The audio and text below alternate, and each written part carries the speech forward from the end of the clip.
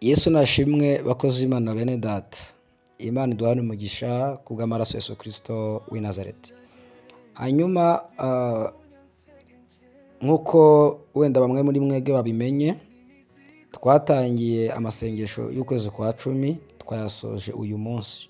Tugiye kureka abantu batabanye natwe tuyasoza bakurikire iryo sengesho ku bantu batabanye natwe kuri channel yitwa Pokea TV. Murabizi channel yacu yari yaraburiwe irengero, gusa yaje kugaruka nyuma y'iminsi 3 turekaramye. Hanyuma amasengesho twayakoreye kuri Pokea TV, turavuga ati reka bareho tunasoreza kugira ngo tutongera gutakaza abantu nkuko twatakaje abantu, kuko ahantu batayakoze kubera ko batari muri groupe ya WhatsApp. Urumva abantu bayakoze n'abari bari muri groupe nabwo wenda bake muri bo. Urumva rero tubonye twimuka byari kujya gute kuba ibintu byakavuye, ugasanga ntabwo tugize impamvu twayasoreje aho twayatangiriye. Ariko niba wadushatse ukatura utamenye cyari cyabaye cyangwa uko byagenze, kuko abantu batuze, reka tukureke ufate umwanya wawe ukurikire isengesho kandi twizera turabona ukuboko kw'Imana. Imana ibahe umugisha, Imana ibagire neza, kandi dushimye abantu bose basenganye natwe muri amasengesho. Muri abantu b'agaciro. Umuntu usenga uyu uzajya umukunda, uzajya umwubaha. Umuntu usenga agatinyuka agasenga, abantu bakunda Imana bari abantu b'agaciro, kuko ngo batungishije benshi. Imana igihe umugisha abantu basenga, kuko hari ibintu byinshi bihagarara mu gihugu, mu isi muri rusange, imiryango, amafamiye, kubera abantu basenga. Mukomerezaho. Reka turekerera abantu batakurikira iryo sengesho, cyangwa n'abandi bifuza kongera kurikurikira baba bagiye baza live benda no gusoza kugira ngo barikurikire kuri Horwa TV by'umwihariko. Imana y'amahoro ibahe umugisha mu izina rya Yesu Kristo umunyanazareti. Amen. Ni rya saa 9 z'ijoro turishizeho saa 9 z'amanywa. Uwiteka abazigame mu izina rya Yesu. Yego, kandi like niba dukurikira ari ubwa mbere, ndetse na subscribe tujye tubana umunsi ku munsi. Reka tubareke mukurikira isengesho. Horwa TV vuga butumwa. Yesu nashimwe bakoze Imana bene data. Imana niduhane umugisha mu izina ry'umwami wacu Yesu Kristo. Dushimye Uwiteka ko aduhaye umunsi udasanzwe ukongera kuba imbere y'Imana ndetse no gusenga mu izina rya Yesu. Ni iby'agaciro, ni intambara y'umwuka iba yabaye kugira ngo umuntu abyuke asenge. Dushima Imana ko idushoboje mu izina rya Yesu. Bantu duhuje amasaha banyi natwe iminsi 3, Imana yo yucyumvishe baho umugisha mu izina rya Yesu Kristo. Kubwitabere bwanyu, kuba gusenga kwanyu, tubasabiye umugisha mu izina rya Yesu. Naye ndashima Imana ko inshoje kubyuka ngasenga Imana. Ntabwo byoroshye kumara iminsi 3 wirije kandi unabyuka saa 9 z'ijoro gusenga. Urumva Imana itagushoje ntabwo byakunda. Urashobora kuba wenda wasenga nk'iminsi 2, umunsi wa 3 wo gusoza bikarangira udasenganye n'abantu kandi muri gusoza, kubera wenda umubiri n'icyo. Ariko dushima Imana ko Imana yo mu gihugu cyo mu ijuru idushoboza ko imbere yayo tugasenga mu izina rya Yesu. Haleluya. Nta muntu usenga kinani kumuririmbye aririmbye avuga kandi ukanagira usenga ntabwo ajya honyora. Ugusenga nibwo buzima, gusenga ni imibereho. Haleluya. Usenga nibwo buzima, gusenga ni iki? Gusenga ni imibereho. Gusenga bitwongerera imbaraga. Witwa Bigize Jean yaravuze ngo gusenga bituzanira ubuntu bw'Imana. Umuntu utinda apfukamye ngo niwe uzatinda ahagaze. Umuntu utinda ku mavi azahavana amavuta. Haleluya. iyo twiriza ubusa dusega Imana mu isi y'umwuka, Imana itwongerera imbaraga. Ntabwo wazibona kuko ni imbaraga nke zigaragara mu ntambara y'umwuka, ntabwo ari imbaraga zo guterura, ahubwo ni imbaraga z'Imana. Haleluya. Imana ishimwe ko yagushoboje gukora aya masengesho, ikaba inakubashije kuyasoza mu izina rya Yesu. Imana ihabwe icyubahiro. Reka dushime Uwiteka we watubashishije tukaba tugeze muri uyu mwanya turamahoro. Uwiteka Mana yo mu ijuru, tuguhaye icyubahiro nyagora ku ngoma Imana. Turagushimira ko waduhamagaye kubw'ubuntu bwawe n'urukundo rwawe rwinshi. Nta wundi muntu wabikoze ahubwo ni twebwe, ahubwo ni wowe wabikoze. Si twe twabikoze, ahubwo ni wowe wabikoze. Ijambo ryaravuga ngo nugira n'ibyo wirata ngo wirate Kristo, kandi ijambo rikavuga ngo dushobozwa nawe uduha imbaraga. Mu izina rya Yesu Kristo wapfuye akazuka, tuguhaye icyubahiro ko wadushoboje aya masengesho y'iminsi 3. Wabanye natwe, waduhishuriye amabanga ya Satani n'ubugome bwe, kandi uduha imbaraga zo kumurwanya mu izina rya Yesu. Turakwinginga kugira ngo dukomereze amaboko nk'uko yakomeje Gideyoni, agakomeza umurimo w'Imana wo kubaka Yerusalemu. Natwe dukomereze amaboko mu izina rya Yesu Kristo w'i Nazareti. Ukomeze uturindire mu isi ishaje, uturindire imiryango dukomokamo, uturindire abadukomotsemo. Muri izi mpera z'umwaka turacyari imbere yawe Mwami, kugira ngo uturindishe ubushobozi bwawe n'imbaraga zawe mu izina rya Yesu Kristo w'i Nazareti. Uvaneho buri kintu cyose kitari mu bushake bwawe cyatuzaho muri izi mpera z'umwaka. Imitego yose yagiye itegwa kugira ngo duteze ibyago, imivumo, turangiza umwaka nabi, iyo mitego yose muri aya masengesho y'iminsi 3 turizera ko wamaze kuyitegura ku buzima bwacu mu izina rya Yesu Kristo. Iyo mitego nta ikiriho, ibyo bitambo nta bikiriho mu izina rya Yesu Kristo, kuko nta bubasha bugifite ku buzima bwacu. Twaraguzwe, buri nzandiko zo ziturega zabambwe ku musaraba, inzandiko z'imihango, inzandiko zidushinja, inzandiko ziturega zabambwe ku musaraba mu izina rya Yesu Kristo. Uwiteka Mwami Imana yacu, dushyize ubuzima bwacu mu biganza byawe. Uturindishe umwuka wera n'umuriro, urinde abana bacu bose, abadukomotseho no twakomotsemo, twese uturinde mu izina rya Yesu Kristo. Dusaba umugisha umuntu wese wabanye natwe muri amasengesho. Ukomeze tweme kutwambika imbaraga mu izina rya Yesu Kristo w'i Nazareti. Dukomere mu Mwami no mu mbaraga z'ubushobozi bwe bwinshi. Twambike imbaraga zo kurwanya Satani n'abadayimoni.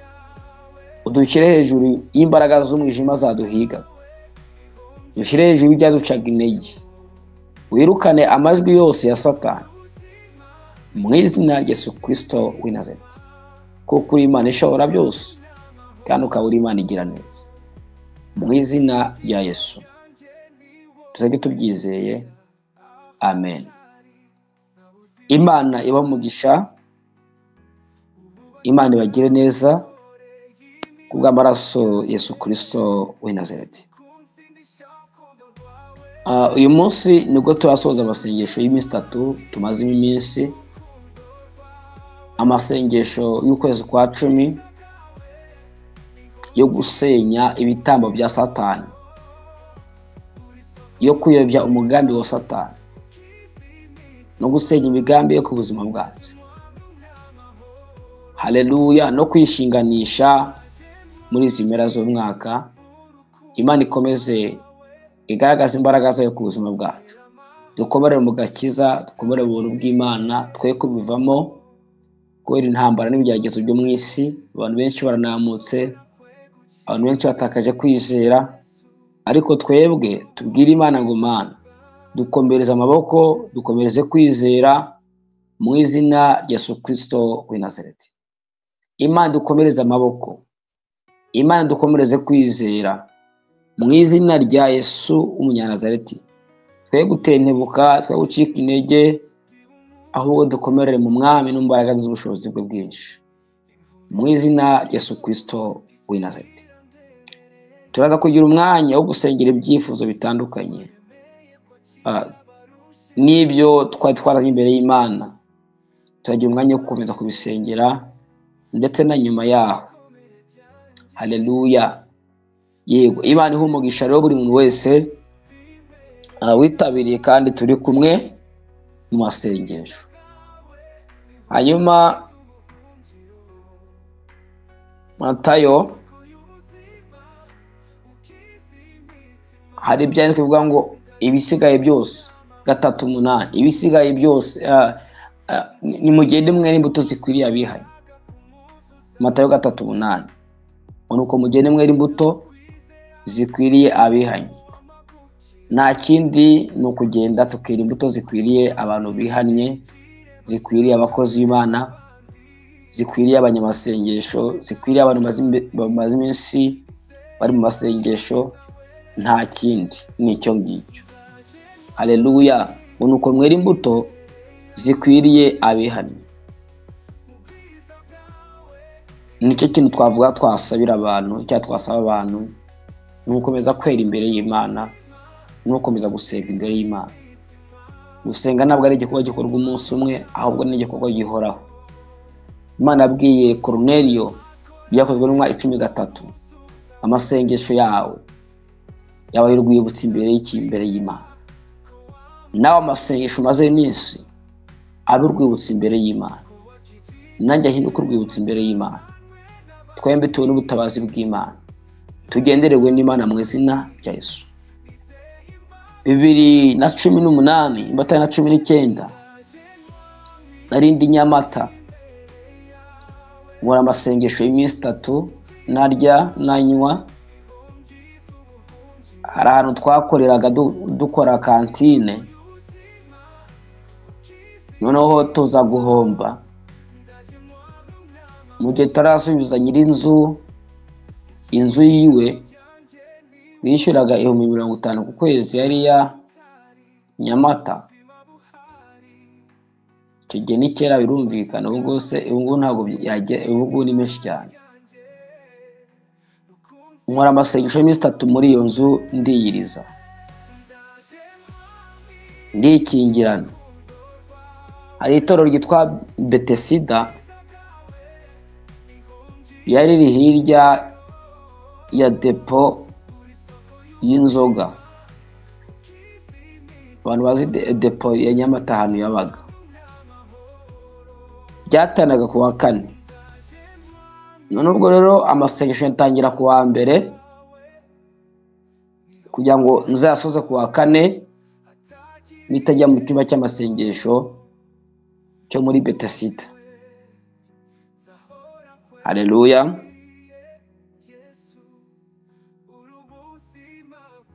Imana ishimwe cyane.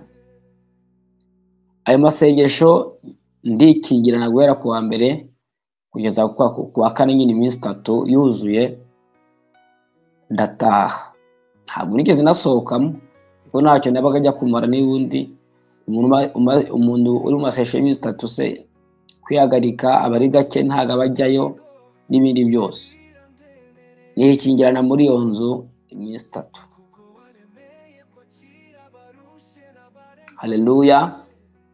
Ndimo ndasenga kugira Imana imikerekezo, ndimo ndasenga kugira ngo Imana ingirire neza, ndi gusenga Imana imbwira ngo Mana, hari ibintu ndambiwe ku buzima bwanjye, hari akavuyo ndambiwe, hari ibintu ndambiwe, ndakwinginze ungirire neza. Iminsi 3 nikingirana muri iyo nzu, habe n'inzozi nigeze ndotera muri iyo nzu, habe niyerekwa na ritoya nigeze ngirira muri iyo nzu. Narasenze ndangije ku wa 4 bigeze mu gitondo, ndindiramo gatoya, njya muri Petesida gusenga ku wa kane. Haleluya. Turaterana, batangiye saa 3 bagataha saa 9. Turaterana saa 9 zigeze ndataha. Hanyuzemo iminsi 3 mvuye muri amasengesho y'iminsi 3 n'ubundi 2019 na 2018 ngira. Shakwa na 2018 atera na 19. Hanyuzemo iminsi 3 inza kurota inzozi. Mbona ngo narinda ahantu hari n'abarwayi. Urumva ibyo bintu nkabanye kibyibuka rumba ni kera. Mbona ngo narinda ahantu hari n'abarwayi benshi. Niyo mbona ngo umugabo muremure kumura mu maso ntabwo byakundaga nubwo byanashobokaga. Mbona umugabo muremure atangiye kugenda akiza abarwayi bari baraho. Agenda ahagurutse ibimuga, mbere kugenda ubona ko arimo kugenda afasha abantu bari aho ngaho. Nange narinda aho ngaho ariko nangira kwibaza mu mutima wawe nase undi kumara iki hano ko ntarwaye, abarwayi ndi kubamaramo iki. Ibyo nibyo natangiye gutekereza mu nzozi nyine nari ndimo kurota. Noneho umugabo mbona kugenda akiza abarwayi, yirukana abadayimoni, ibimuga akabikiza. Ngo nanya kwibaza impamvu ndi muri ibyo ndaho hantu kandi ngewe narwa. Yewe ngezeho arambwira ngo wowe Imana igukijije ngo uburwayi bukomeye. Ntabwo yambwiye niyo nari ngiye kuburwara cyangwa nari mburwaye. Ako birashaka kuno nari kuza kuko nari muzima icyo gihe. Imana igukuyeho ngo uburwayi bukomeye wari kuzabwivuza ni bukire. Bamwe ko nari kubura ubushobozi wari kuzabwivuza ni bukire. Arambwira ngo numva aravuze ngo nanze abagabo. Ngo izuba nditanzeho umugabo, ukwezi gutanzeho umugabo, ngo n'amazi nyatanzeho umugabo. Ngo nabuzigera urwara iyo ndwara. Urumva abagabo Imana itanga ngo itanze ukwezi umugabo n'izuba n'amazi ndacyabyibuka. Ikindi arambwira ngo ntuzigera ushakira umugore mu bukode. Uwo mugabo niyo amasezerano yamaye n'ayandi. Nyuma y'amasengesho y'iminsi 3 sinigeze ngira niyerekwa na ritoya, nta n'inzozi nta n'iki. Ntashye nyuma y'iminsi 3 narayavuyemo, naramaze no kwiyobya ko navuye mu masengesho maze kugaruka mu buzima. Nibwo narose izo nzozi. Uwo mugabo amasezerano kandi amasezerano yamaye. Arambwira ngo iwanyu nta munani utezeyo, ngo ngewe uzakwihera 8. Umugabo niko yambwiye ngo kubera kwizera kwawe ugasenga, kubera ari amasengesho maze iminsi, nzakora ibi nibi, nzakorera ibi nibi, nzakora ibi nibi. Anzanira ibinungo by'inyoni, uburyo ngo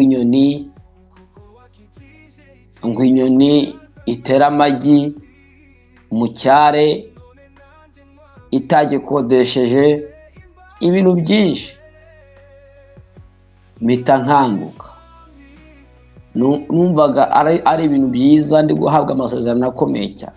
2019 hafi aho. Nyuma y'amasengesho y'iminsi 3 nari nikijyanye mu nzu. Haleluya. Mitanza no kwandika indirimbo ivuga ngo icecetse yarumvise. Yavuga ngo amasengesho usenga mu bitero byayo, amasengesho usenga amajoro waraye, umusozi wazamutse, Uwiteka yarabibonye ngo burya icecetse yarumvise. Nandika ikiri gitondo ndavuga ngo Moridekayi na Esiteri basenze iminsi 3, habe n'umuhanuzi, habe n'iyerekwa, ngo ariko icecetse yarumvise. Ibyo bitero nabikuye muri iryo yerekwa no muri ubwo buzima nari maze kwerekwa, nari maze kubona mu nzozi. Ndavuga ni burya Imana igiceceka yatwumvise. Haleluya. Nkuzarije bivuga ngo hari igihe Imana iceceka ariko yakumvise. Ni kinjyana mu nzu iminsi 3. Haleluya. Nkajya ndirimba indirimbo zo mu gitabo, nkatera nkiyikiriza. Nawe reba kugira ngo kinjyane mu cyumba ukibe mu minsi 3. Mu nzu twakoreragamo kantine iminsi 3.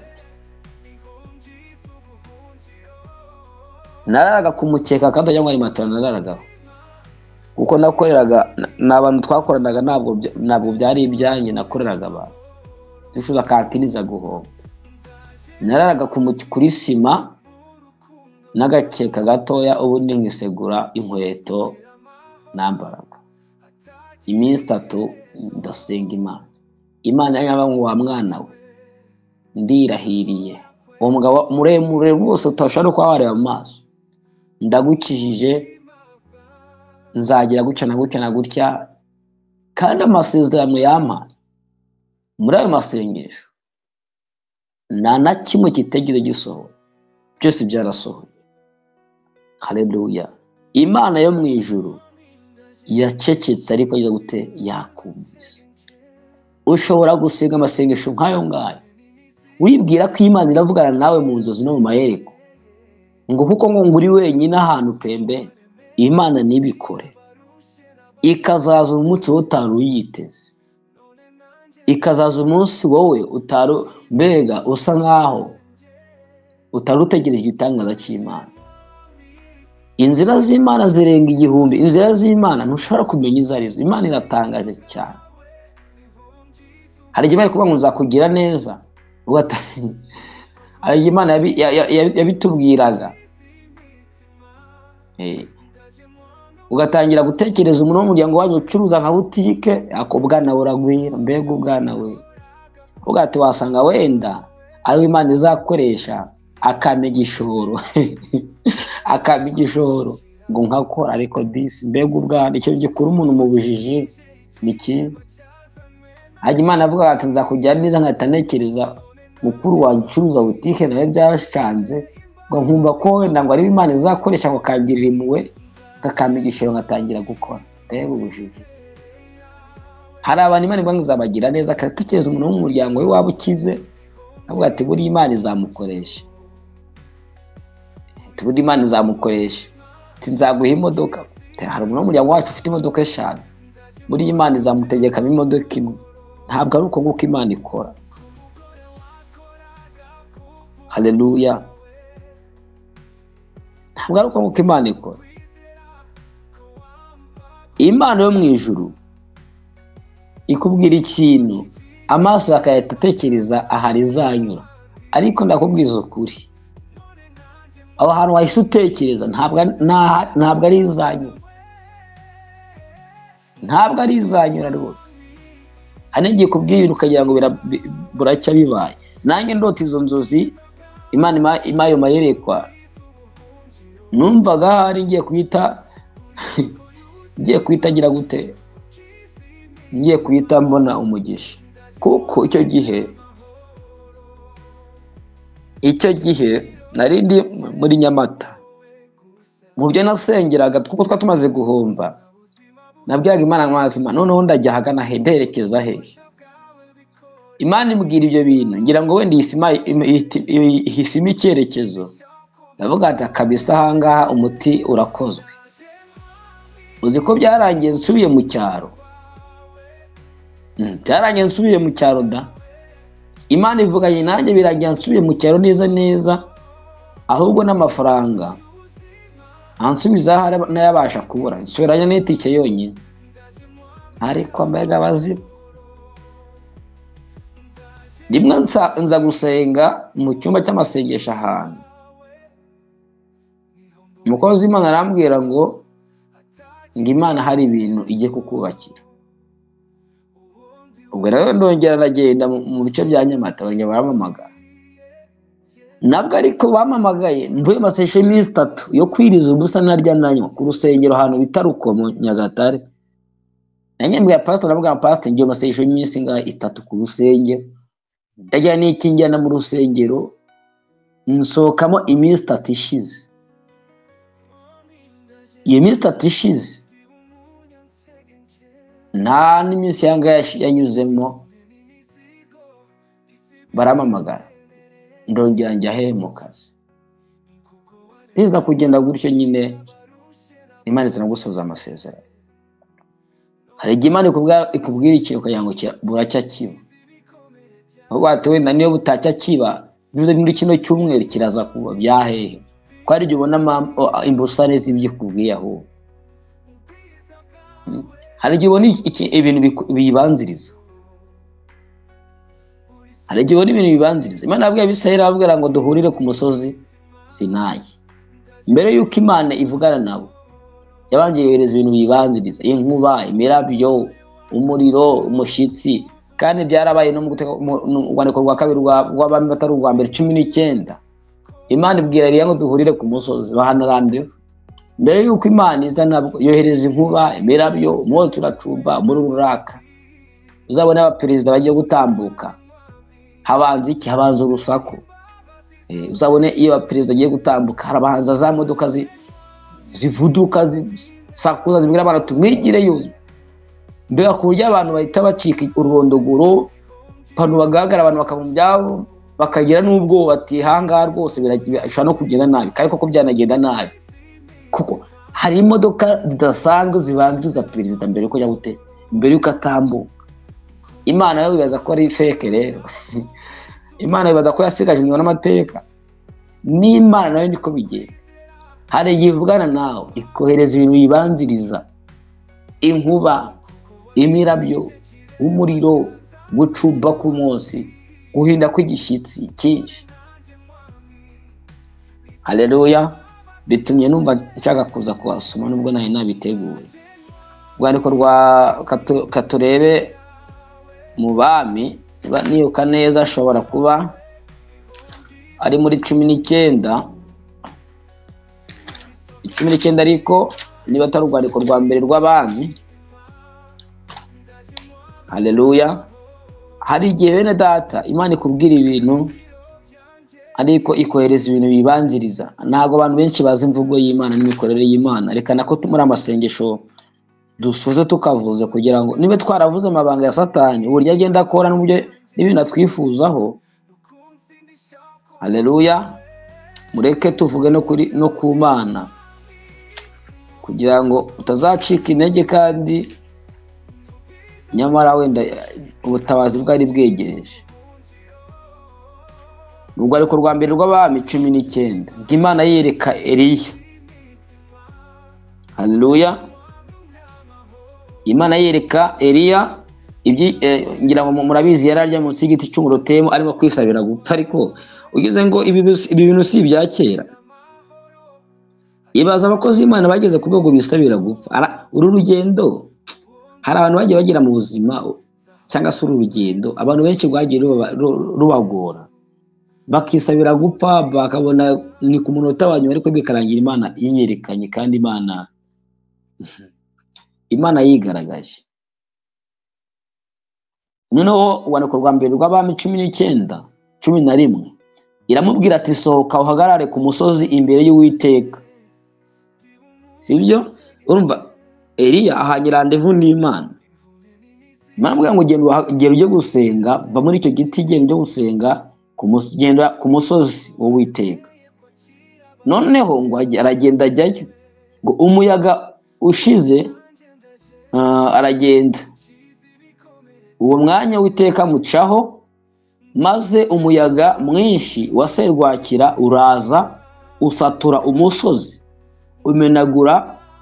umenagurira ibitare imbere y'Uwiteka, ariko Uwiteka yari atari mu muyaga. Nawe unyumvire. Imana ibwira Eliya ngo Eliya genda hariya kuri ya musozi. Eliya mu gihe ategereje Imana abona umuyaga uraje, abona amabuye yari kuri umusozi aratangiye kumenagurika, atangiye gusaduka. Ngari ku Uwiteka yari atari muri uwo muyaga. Ibi byarabaye no mu Bisiraheli baravuga ati reka Mose we, Imana bari wowe ibwira utubwire itadutsinda hanga itatwicira hanga. Imana yabwira ngo wapi, ibi ni bimbanziriza, nuko bagerageza ntabwo ari nze kubica ahubwo nibo ndabagerageza.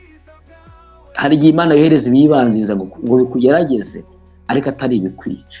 Bya bindi wagiye ubona ni ibibanziriza Imana ntabwo bizakwica, ni bituma ukomera utinya Imana. Haleluya, yego. Noneho dukajya gusoma ngo Uwiteka atari muri umuyaga ushize ngo habaho igishyitsi cyinshi, ariko Uwiteka yaratari muri icyo gishyitsi. Hanyuma y'igishyitsi hakurikiraho umuriro, ariko Uwiteka yaratari muri uwo muriro. Ayi, Imana yo mu ijuru we, Imana yari itari muri uwo muriro. Iyo dusomye Yesaya nibe nibeshye 43:2 ngo tuzaca mu muriro ntabwo tuzashya, tuzaca mu mazi ntazadutemba. Bivuze iki? Uyu muriro ni igeragezwa, ni ibibanziriza Imana, ariko ntabwo nta masa dufite ko bizatwica, bizatutsinda muri amasenga, bizaturimbura tutabonye Imana. Haleluya. Hari igihe Imana ikubwira ngo irakugaburiye ahubwo ugasonza, ahubwo inzara ikiyongera, igitutu kikiyongera. Imana ishimwe kubw'aya magambo kubaje. Imana yabwiye Mose, yamubwira ngo Mose we, nukuri mbonye gutaka k'ubwoko bwanjye buri muri Egiputa, ngiye kugukoresha bave muri Egiputa, genda ubwire Farawo arekure ubwoko bwanjye. Mose aragenda yitonze, abwira Farawo, aramubwira ngo Farawo rero, Imana yambwiye ngo rekure ubwoko bwayo bugende bujye kujya bute kuyikorera. Farawo ati Uwiteka ninde ko namuzi? Mose ajya ararondagura, bafata inkoni barambika hasi, abarozi barabikora, inzoka ya Mose imbere zabo. Icyo kivaho. Mose aravuga ati mwaba civile. Farawo aravuga ati mwaba civile, Imana yavuganye namwe. Ahubwo wabumbaga amatafari 100 akube kangahe? Igitutu kiriyongera, uburiyongera, kandi Imana ageze gute? Imana yavuganye nabo. Ngiye imikorere y'Imana, ngiye Imana ubuntu kiteye. Uzi ukuntu birivuga? Mose bari bagiye kumwica, bagiye kumutera amabuye, bavuga ati kubera iki kuva watubwira ngo tugiye gutabarwa nta kintu wadukishije, ahubwo uburetwa bwariyongereye, kandi we niyo Mana yagutumye, mwaraturebereye gutyo gusa. Umva, abagore ngo bakajya bakoresha amashereka yabo, igitutu kiragenda kiyongera. Farawo uburetwa aragenda arabukaza, kandi Imana yavuganye n'Abisiraheli. Mose asubira ku Uwiteka yarakaye, aravuga ati Uwiteka we, uhereye ubwo nabwiraga Farawo mu izina ryawe, wenda ubwo wavuganaga nanjye habwira Abisiraheli ngo ugiye kubatabara, ahubwo uburetwa bwariyongereye, kandi nawe wararebereye gusa nta kintu wagiye gute, nta kintu wabakishije. Imana ibwira Mose, ambwira ngo Mose we, reka nkwibutse izina ryanjye, ndi Uwiteka, ndi Imana ihoraho, niryo zina ryanjye, ndabonekeye Aburahamu na Isaka na Yakobo, ndi Imana ishobora ibintu byose. Nzabakura muri icyo gihugu mugende, kandi Farawo ntazapfa kubarekura gutyo gusa, azabarekura byemejwe n'amaboko menshi. Nibwo Imana atangiye process yo kujya gute, yo kubavana muri Egiputa. Ariko kuba bavugana n'Imana mu gihuru ko Imana igiye kubatabara, uburetwa bwariyongera. Ugenda usoma Bibiliya, bw'imikorere y'Imana. Eliya nawe ari ku musozi, abona umuriro uracumbye ku musozi, abona inkuba zirakubise, ibitare bitangiye kumenagurika. Umutingito nimuwuzi mwese, suza ukamara amasegonda nk'atatu, reba ukuntu uhita ugira ubwoba. Abona umutingito ku musozi, kandi umutingito wari uteye ubwoba kuri uyu musozi. Ibisate amabuye atangiye kumenagurika, ngira ngo yatangiye no guhunga, atangiye no kwiruka. Wabona amabuye arimo kumeneka ku musozi, ukabona utangiye kwaka umuriro, utangiye gucumba. Byari ibintu bibanziriza iki? Imana. Iteka ryose iyo Imana ivuganye nawe, utangira kubona ibintu bibanziriza. Binagucarenje kwibaza, ni Imana navuganye nayo byagenze gute? Ibibanziriza Imana ntabwo bizabura mu rugendo rwawe, ariko ntibivuze ko utazigera ubona Imana. Haleluya. Ntabwo bivuze ko utazigera ubona Imana. Iyo nayo ni imwe mu mikorere y'Imana. Niba Imana yaravuganye nawe, ikintu yakubwiye kizasohora uko byagenda kose. Uri muri mambata, uri mu mbusane y'ibyo Imana yakubwiye. Hari igihe Imana ikubwira wenda, tuvuge twafata nk'urugero, hari igihe Imana ikubwira ati nzakujyana wenda nko muri Amerika, ukaba wakwisanga nko mu ishyamba rya Kongo, ahantu hatandukanye neza n'ibyo Imana yavuganye nawe. Imbusane iteye n'ubwoba ibyo Imana yavuganye nawe nibyo utangira kubona. Ikubwiye kurya, kugaburira, kurya neza, ugatangira gusonza, inzara ikagukubita aho. Nkuko nanjye yamaye amasezerano nkavuga niwe nimaye icyerekezo, aho nkasubira mu cyaro guseba ahubwo no guhingira abantu ahubwo. Imana yakubwira ati mwana wanjye, iwanyu ntawe uzaguha umunani, igihe uzakwera umunani, nzakubakira, nzaguha umugisha. Ahubwo uratashye uvuye mu mujyi, ugiye guhingira abantu ahubwo amafaranga 600. Ibi yibanze mambata, imbusane ibyo Imana ikubwiye. Iyi mbusane rwose urayibona. Iyo nayo ni imwe mu mikorere y'Imana.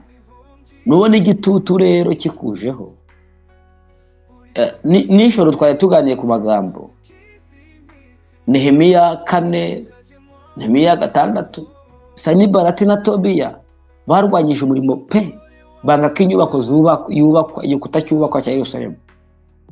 Wibuka Imana yavuganye na Nehemiya ko agiye gusana inkigi z'i Yerusalemu, ariko abagabo bitwa ba Tobiya n'Abasanibalati n'abandi mwe bari Abamoni n'abake baritambikada bagandisha abantu, ibintu birakomera. Nehemiya aravuga ati sutra rugendo duteko, reka nshyiraho abagabo mugende hariya mu mihana mwihishe, kuko turatume kubaka, mufate amacumu n'imiheto, abarajya baza kuturwanya mu barase mu bice bataratugeraho, ngo bubaka, ariko bubaka barimo no gute no kurwanya. Mbega Satani arwanya uwo murimo, arawurwanya mu buryo bufatika, ariko birangira igikorwa cy'Imana kigira gute gikomeje. Nababwiye ndababwira nti nubwo Satani yageza kwitambika, ariko umugambi w'Imana ntabwo ujya upfa kuyoba, ntabwo umugambi w'Imana uhagarara. Imana ufite ukuntu bitegeka, ufite ukuntu yeranja umugambi wayo ukajya gute ugakomeza kubana b'Imana, kubana b'Imana. Haleluya. Iteka ryose Satani akunda guchallenginga, cyangwa se Imana nayo igachallenginga abantu, ikavugana nawe ukatangira kubona imbusane n'ikinyuranyo cy'ibyo Imana ivuganye nawe. Haleluya. Byarabaye kuri Bikira Mariya, cyangwa Mariya yabonye marayika aramubwira ngo Mariya urahirwa ku Mana, ugiye kubyara iki? Umwana w'umuhungu, uzamwita Yesu, azaba umukiza, bizagenda gutya na gutya na gutya. Arabyize. Umwana akimara kuvuka, Herode ati nkamwica, nkabica, nkabamara. Icyo gihe yatangiye kwiyata, ni Imana yavuganye nanjye. Iri tangazo risohoye muri ministeri, aya mabwiriza none haje nabibaza kugira ngo leta itegeke ko abana batoya b'iminja bicwa bagapfa batarageza imyaka. Nabibaza igitangazo, kandi ufite umwana Imana yavuganye nawe ko azaba umukiza, ari umuntu udasanzwe, ari marayika ubikubwiye, ugasama uwo mwana nta mugabo mubonanye, hakabasoza itangazo ko bagiye kwica abo bana, bagiye kwica uwo mwana. Urumva nta challenge umutwe wawe witizamo. Uribaza, ni Imana yavuganye nanjye, byagenze gute? Imana yamubwira ngo hungisha umwana vuba, mujyane muri Egiputa, muhungishe kuko bagiye kumwica. Reba imyaka hafi nk'itatu nibe nibeshye, Yosefu na Mariya bamaze muri Egiputa. Iyo myaka ni mikeya. ngaho reba umuntu Imana yavuganye nawe, reba ahantu yagiye, reba igihugu yari arimo muri Egiputa. Muri Egiputa se ntago muhazi hirya muhazi muri Egiputa.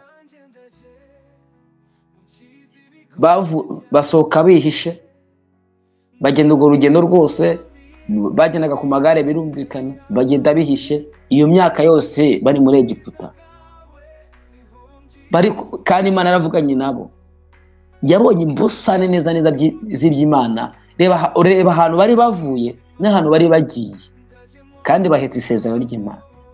Mureke dusome Bibiliya, dusesengure ijambo ry'Imana, tumenye ibi bintu bikora bite. Haleluya. Nta muntu ibyo bintu bitabaho. Yosefu na Mariya cyangwa na Bikira Mariya nabo byababaye. Imana ibahaye isezerano rya Kristo. Reba ahantu bagiye muri Egiputa. Ibyo bintu urumva atari mambata, imbusane neza y'iby'Imana ivuganye nawe, urabibona. Haleluya. Urabibona. Reka mbabwire muri bimwe muziho, sindabona icyo yavuze gihera. Njye nari umusore none ndashaje. Haleluya.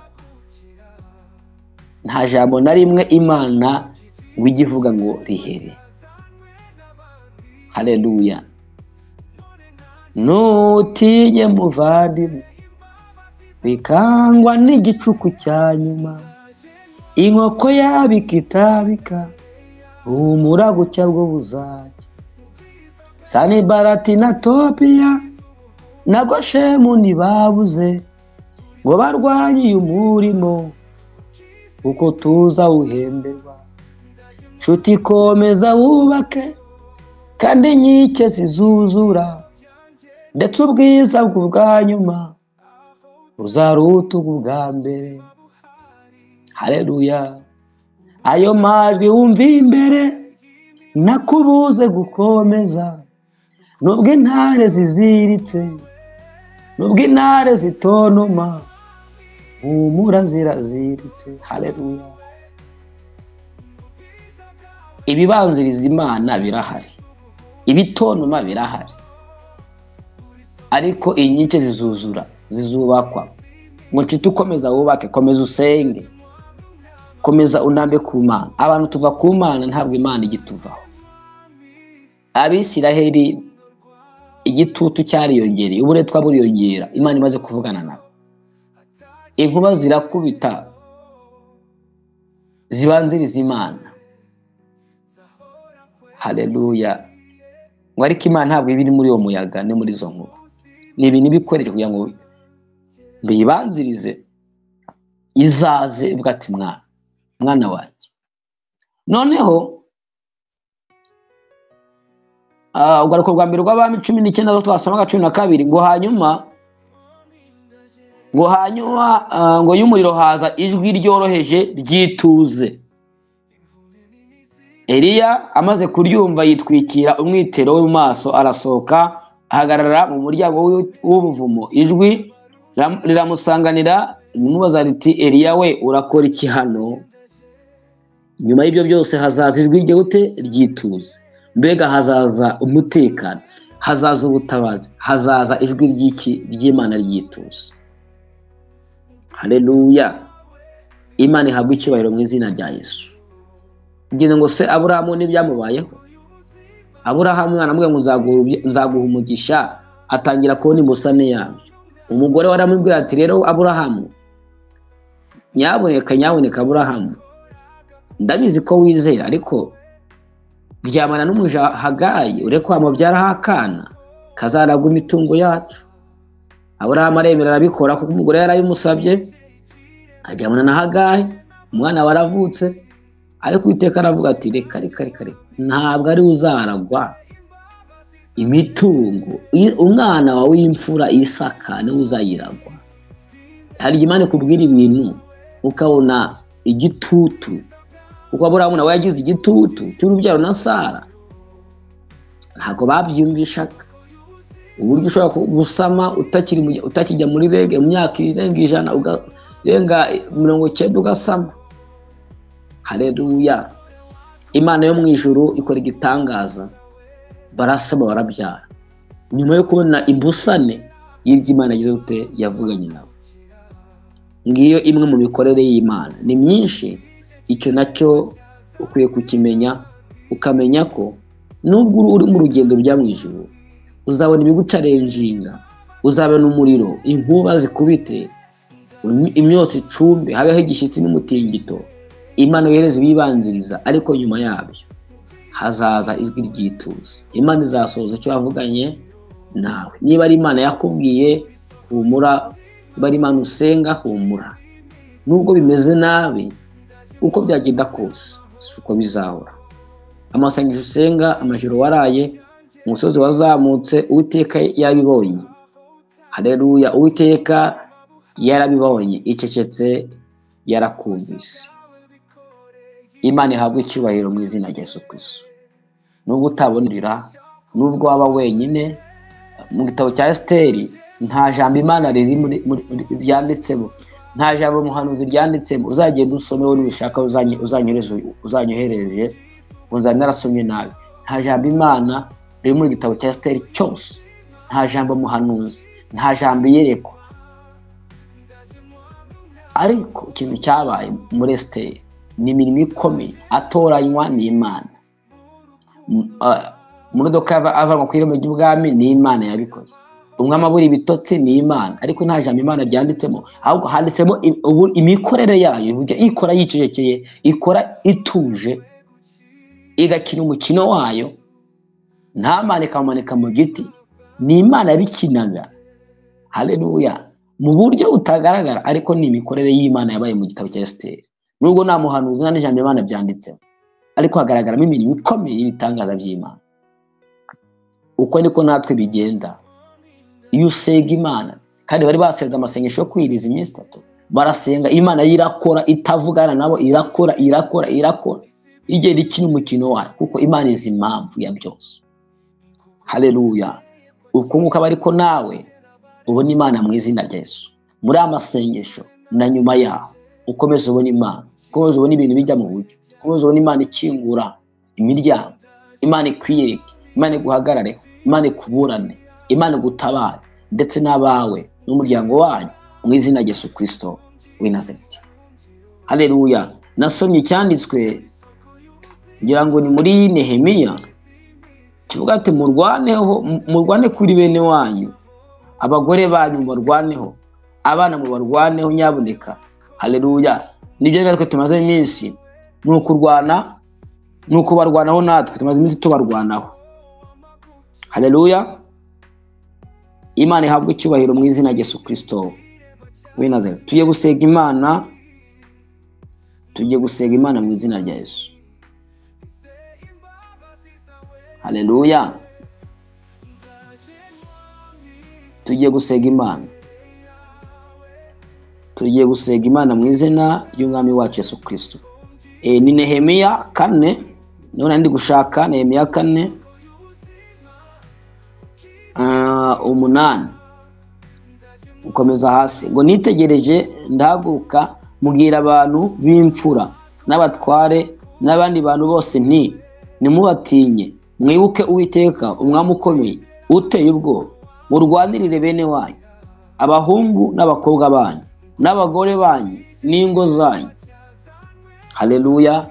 Mubarwanirire, mubasengere, mubarwanirire, mubasengere, musengere ngo bene wanyu n'abagore banyu, ngo n'ingo zanyu n'abana banyu. Ngize ngo hari ikintu bibiri itanditse, hari ikintu bibiri itanditse. Ahangaha barimo barakora umurimo w'Imana, ngo bubaka, ngo ariko bitewe no kurwana, basenga Imana kubw'abagore babo, kubw'abana babo, kubw'imiryango yabo, ngo bayirwanirire, mbega bayisengere, bayirwanirire, kugira ngo nabo ingaruka z'umurimo w'Imana barimo barakora zizabashe kuba zabageraho. Reka dusenge Imana mu izina rya Yesu Kristo w'i Nazareti. hanyuma kandi aho ngaho handitse like n'udukurikirana ubwa mbere ukane subscribe kugira ngo tujye tubana umunsi ku munsi, duterana saa 2 za nijoro ndetse na saa 9 za nijoro n'iz'amanywa. Tumaze iminsi duterana muri amasengesho iyo tubonye umwanya. Imana ibagire neza rero, Imana ibiteho mu izina Yesu Kristo w'i Nazareti. Ibisigaye dukomere mu mwami, twere imbuto zikwiriye abihanye. Matayo 3:8 ko hatubwiye, Abefeso 6:10 ngo ibisigaye mukomere mu mwami no mu mbaraga ze z'ubushobozi bwe bwinshi, mwambare intwaro zose z'Imana kugira ngo mubashe guhagarara mudatsinzwe n'uburiganya bwa Satani, kuko udakira n'abantu bambaye amaraso n'umubiri, ahubwo dukira n'abatware bafite ubushobozi n'abategeka y'isi y'umwijima n'imyuka mibi y'ahantu ho mu ijuru. Mu rukuru mwambare intwaro zose z'Imana kugira ngo mubashe guhagarara mudatsinzwe. Haleluya. Ni ibyo ngibyo nta bindi, ubundi aheza ni mu ijuru. Reka dusenge. Uwiteka mwami Imana yacu, zamujwe ibyo dusenge mu izina rya Yesu Kristo Nazareti. Turagushima kuri Imana ivuga bikaba, yategeka bigakomera. Tuguhaye cyubahiro nyagora ku ngoma Imana. Tugushimiye aya masengesho. Ntabwo nzibagirwa uvugana nanjye mu minsi 3 y'amasengesho, narayavuyemo nataye no kwibagirwa by'amasengesho, ukavugana nanjye kandi ibyo wambwiye byarabaye. Kandi mbere yuko biba hari byabanjirije kuza kwawe no gusoza icyo wavuganye nanjye. Byari bibi, binababaje, binateye igisuzuguriro, ariko nyuma yaho wagaragaje imbaraga n'ububasha n'ubushobozi mu izina ryawe Yesu Kristo w'i Nazareti. Ndasengana n'umuntu data uri kunyura mu bihe bikomeye bigoye, kubera amasezerano afite ahetse, kubera ibyo wavuganye nawe. Ndamusabira imbaraga no gukomera mu izina rya Yesu Kristo Nazareti.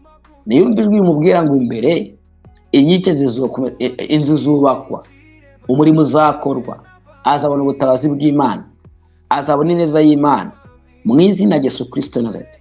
Ndasengera uyu mugabo, ndasengera uyu mugore, uyu musore n'uyu mukobwa bari guca mu ntambara zitandukanye, waravuganye nabo mu izina rya Yesu Kristo. Bambika imbaraga, bahe gukomera, bahe gukomeza kukwizera, bakomeze bubake, bakomeze basenge, bakubahe, bakubahishe, bakora umurimo wawe mu izina rya Yesu Kristo. Uko byagenda kose bazabona ingororano, bazabona imigisha. Icyo wavuganye nabo bazakigeraho, aho wababwiye bazagerayo mu izina rya Yesu Kristo w'i Nazareti. Kuko utari umuntu mwami ngo ubeshye, uri Imana yuzuye, uri Imana yuzuye imbaraga n'ubuntu bwinshi. Ntabwo uri umuntu ngo ubeshye, ibyo wavuze no kubikora uzabikora mu izina rikomeye y'umwami wacu Yesu Kristo afakazo. Urakoze kuri Imana ishobora ibintu byose, urakoze kuri Imana ifite imbaraga n'ubutware n'ububasha n'ubushobozi. Icyo utegetse n'icyuze kibaho. Haleluya. Uri Imana itivuguruza, uri Imana itihana, kuko utari umuntu. Uri Imana iyigaragaza imbaraga zawe ku buzima bwacu. Nubwo Satani yitambika, ariko umugambi wawe ntabwo uhagarara, urakomeza. Amasezerano yacu nawe ntabwo ahagarara, arakomeza. Biravuga ngo tukwibutse amasezerano, tukwibutse kugeza igihe Yesu arimo azanira amashimwe.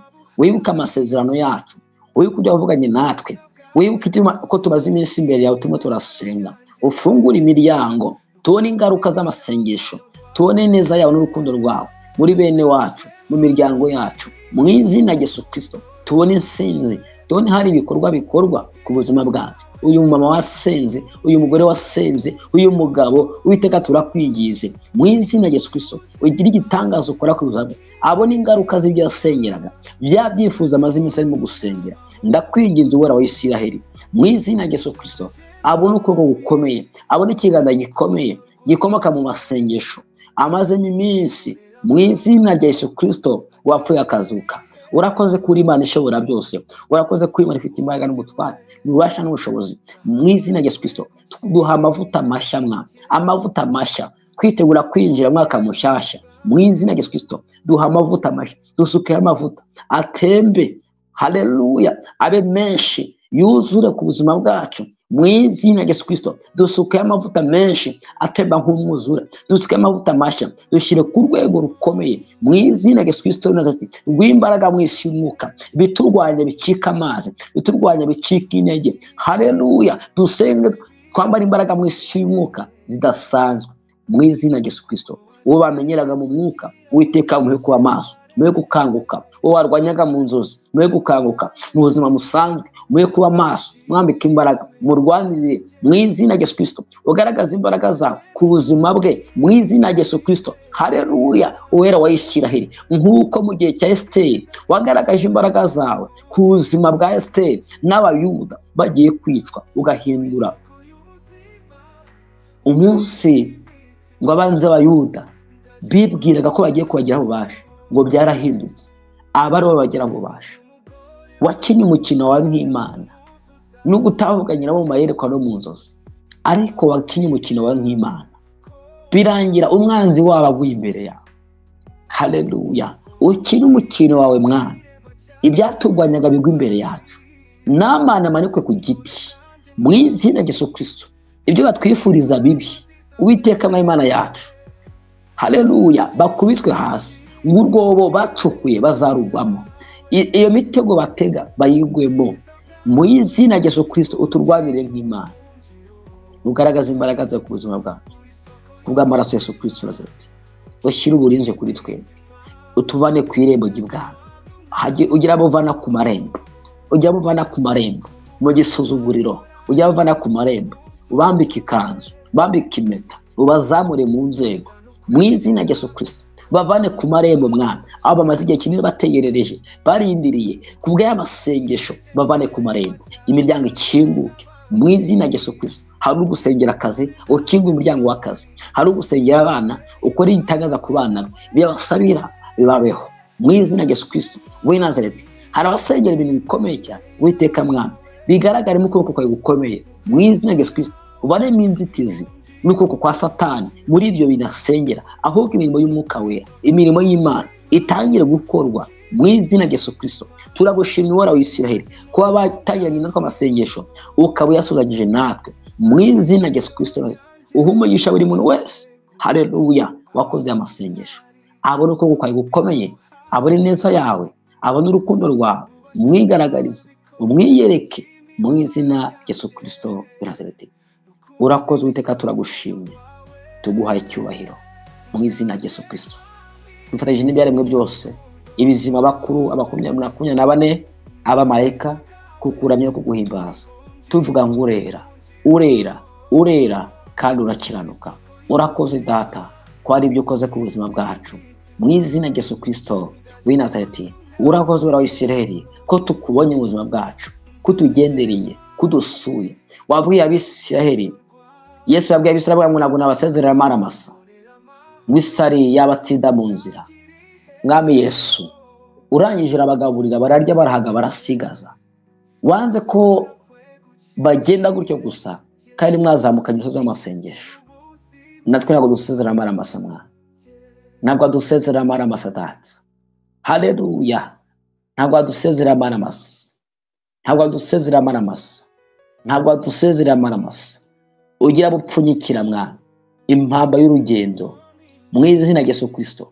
Uturinde gucogora, uturinde gusubira inyuma, uturinde kunanirwa muri urugendo, uturinde kujya mu byaha, uturinde mwami Satani uca intege abakristo, uturinde abo bazimu mu izina rya Yesu Kristo. Dukomeze mu rugendo rw'agakiza, dukomeze dusenge, twubaha Imana. Haleluya. Uzaduha ubugingo buhoraho, nyuma y'ubuno buzima hari ubundi buzima. Uzaduha ubugingo buhoraho, uzabane natwe mu rupfu, twambuke rwa ruzi, nitugera hakurya tuzasanga abamarayika batujyane muri paradiso mu izina rya Yesu Kristo w'i Nazareti.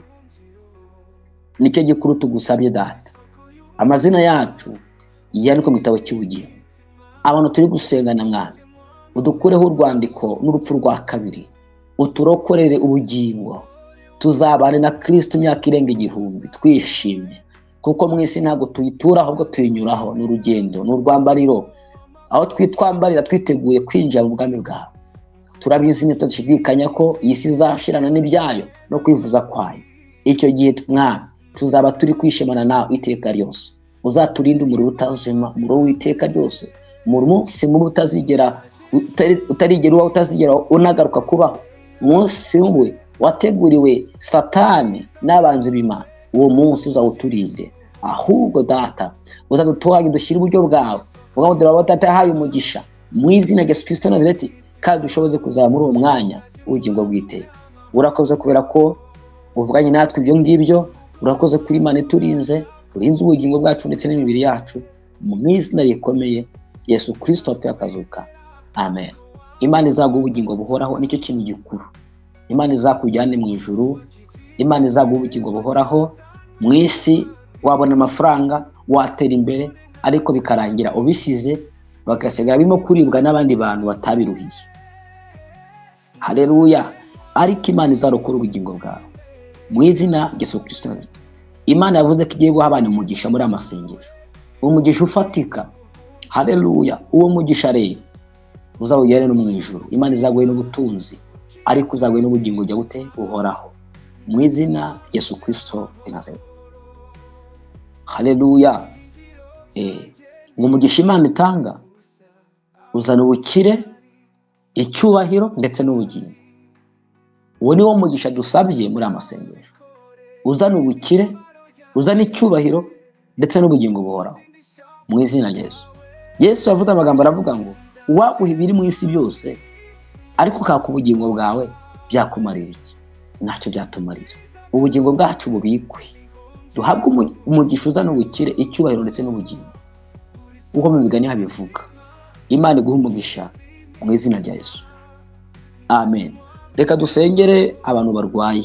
Niba urwaye, reka dufate umwanya dusengere abantu barwaye, kuko abantu benshi bagiye baza muri Horwa TV kubera ko hari impano zo gusengera abarwayi.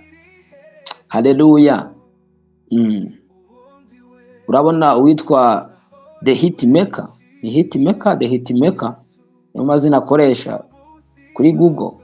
Imana ishimwe ko yanyishije itako ryari rimeze nk'iryashingutsemo ngacumbagira, ariko ubu ndagenda neza.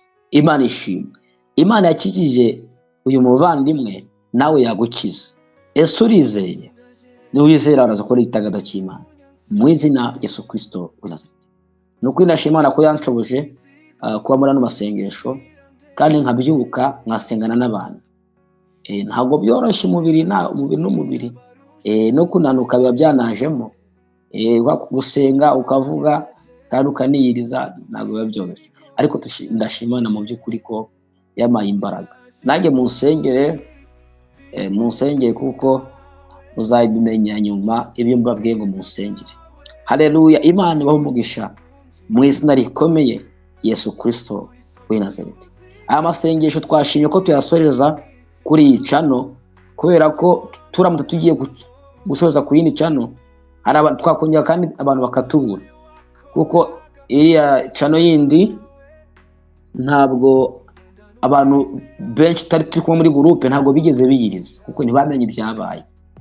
Rero abantu bo muri groupe twari twiyirije, ni ngombwa ko byagute amasengesho tukomeye tukayasoreza aho twari twayatangiriye. Imana rero ibaho umugisha mu izina rya Yesu Kristo w'i Nazareti. Reka dusengere aba bana barwaye. Uyu mwene data itako ryashingutsemo. Haleluya. Imana yakoze igitangaza. Uwo murwayi diabete umwizerere, Imana yakora igitangaza kuri we, yamukiza. Haleluya. Umwizerere. Diabete zo ziramara abantu pe, ziramara abantu. Ariko hari umuntu Imana yakije diabete, wabitwandikiye hano muri commentaire. Imana yamukije diabete, numva rero Imana ikiza diabete. Haleluya. Ama diabete aramara abantu n'imivuduko. Niba ari ibyo tusigaye turya bitari umwimerere, sinzi. Ni ibyo kurya turya bitakira umwimerere, kandi aho nganditse like ndetse no kuri subscribe niba utarayikora, nyuma dusega Imana. Haleluya. Ati narose ngo nasuye ku ivuko, nongera guhura n'abantu bapfuye. Imana ikurinde gusubira inyuma mu by'umwuka ndetse n'iby'umubiri mu izina rya Yesu. Ati musengera wategereje gusama, Imana iha urubyaro. Ni ukuri muntu wasenze amasengesho, Imana ikora igitangaza, iguha umwana pe mu izina rya Yesu. iguha umwana. Ari umuntu twize gusengana niba ari 2023 utuye Kagugu, yaramaze imyaka 7 atabyara, nta rubyaro. Namusengeye kuri telefone aruka ibintu birenduka bari barashyize muri matrice. Yahise asama abyara umwana w'umuhungu mu myaka ingahe 7. Anatwite nabwo nagiye mu rugo iwe, abarozi sinzi umurozi wa murugaga nimba ari mukuru we wo mu muryango, ndamusengera nawe turamukubita, yaragiye kuyivanamo, turakubita mu izina rya Yesu aramurekura arabyara. Nyuma y'imyaka 7 nta rubyaro, barashyize ibintu muri matrice. Namusengera kuri telefone aruka amarozi menshi, araruka koko ibasara yuzuza. Ayo marozi amaze kumuvamo arasama. Imana ikuri ibintu bashyize mu nda yawe bituma udasama mu izina rya Yesu. Urumva rero Imana igira gute? Imana itanga abana uzajye wizera. Haleluya. Ati musengere imbohe ziri muri gereza. Nukuri bari abantu bari muri gereza, nanjye ndabayeyo, baba babaje. Imana ibatabare mu izina rya Yesu Kristo. Kandi masenge turabasengera kuko niko birivuga, kubohora abantu baboshywe. Haleluya. Ati musengera abantu bafunze. Yego turabasengera mu izina rya Yesu. Imana ibagire neza.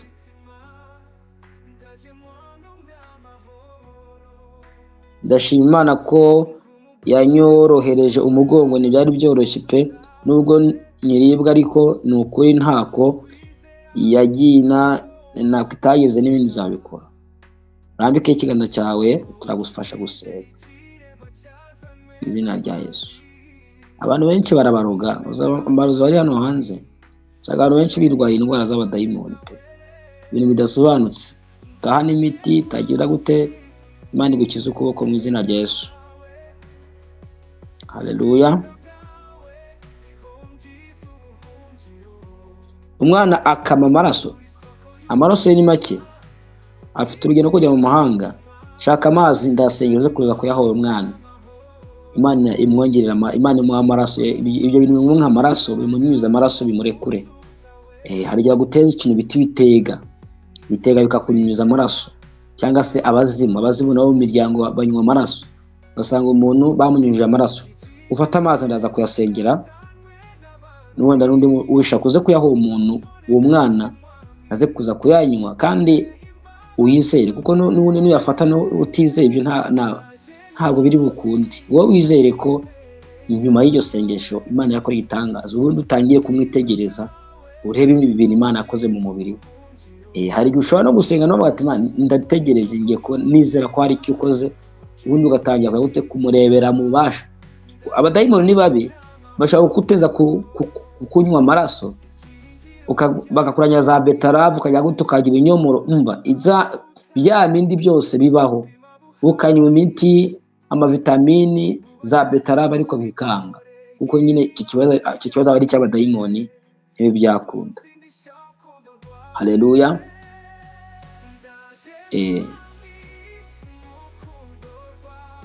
Reka dusenge. Imana wamugisha.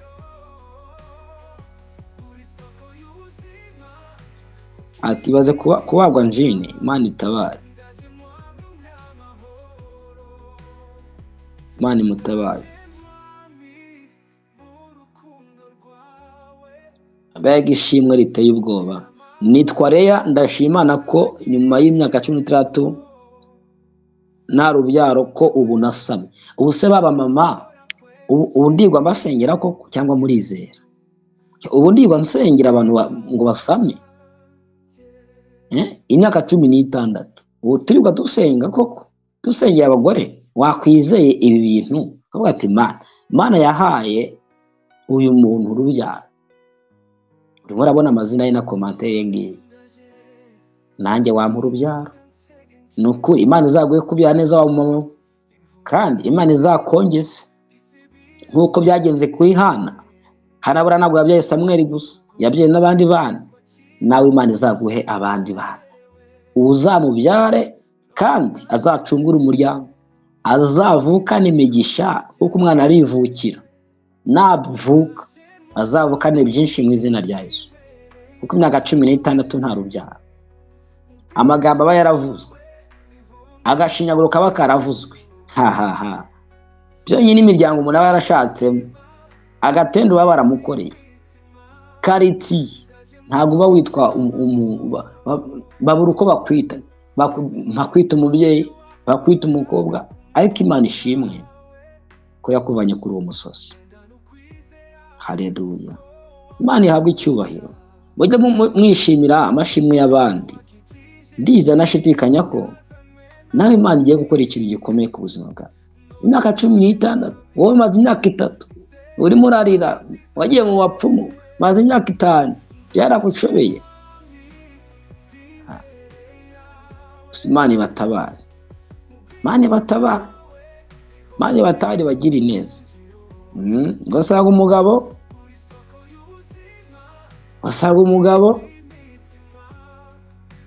shama ibintu bakubagore batwite, ibintu bakubagore bafite ibyifuzo by'abana n'abakobwa bafite ibyifuzo by'abagabo, biteye ubwoba. Iyo yataye akava muri Kristo Yesu akajya mu bapfumu, ukakaba kamubayeho, abapfumu bamwikuraho ubufindo, namwe murabyumva. Nagiye muri nabyo kenshi, ariko Imana igitabara mena abantu rata. Ugasanga abakobwa bapfumu barimo barabasambanya, barimo barabaca indasago ku myanya yabo y'ibanga, barimo baragira bate, barimo kubamwakura. Cyokora Imana igi batabari barenge. Ntumuzige mujya mu bapfumu, nguye ushakira y'urubyaro, ntumuzigere mujya aho hantu, kuko bazabakora ibyamfura. Harugeze kumbwira kera ati ngewe rwose atumupfumu amereye nabi. Yarambwiye ati ninamuha ntabwo nzigera mbyara. Ati se koko mukozi Imana niko bimeze, kuko ninamuha sinzigera mbyara. Bwana ubundi warasaze, wajya ukamubaza se ko agiye mu bapfumu twarajyanye. Cyokora Mana yanjye, Imana igitabara abantu babiri, kuko ntabwo biba byoroshye, ntabwo biba byoroshye pe, ntabwo biba byoroshye. Ngura umudamu mwiza ngo ugiye kumupfumu ngo umushaka w'urubyaro, birangira gusambanyisha, aho akakumurikira abandi badayimoni. Bibaho kenshi. Ugasanga umugabo bajyanye kandi ahagaze hanze, undi ari bari mu cyumba ngo guma hanze, agasiga amuhaye nk'ikintu afata mu ntoki, kuba arimo aramusambanyiriza umugore. Byabaye ku bantu benshi. Ibyo byo ndabizi. Kandi ugasanga hari abandi badayimoni yamwinjijemo, kuko abikoreye mu isi y'umwijima. Imana igitabara abantu. Tugiye gusega Imana mu izina rya Yesu. Imana duhe ubwenge, Imana duhe ubwenge. Niba ari kiri Imana yanga abantu bajya mu bapfumu, ibyo bintu byose muzabicikeho. Kandi abantu mwayifashe ibintu byoroheje, ariko ni ibintu biteye ubwoba. Bira abantu mugashikisha abapfumu, mukabaza abapfumu, mukagira gute. Ariko abantu usanga birukanka mu bapfumu, ugasanga nuko nyine bimeze. Reka dusenge.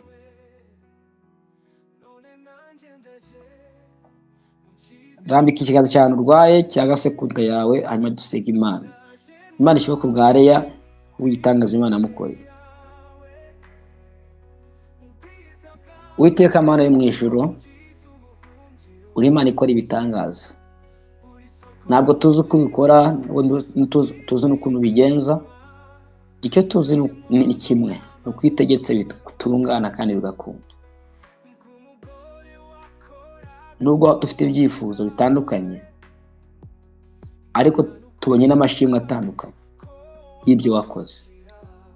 Turiza tudashidikanya ko n'ibintu uzabikora mu izina rya Yesu. Dushoje amasengesho dusengera abarwayi.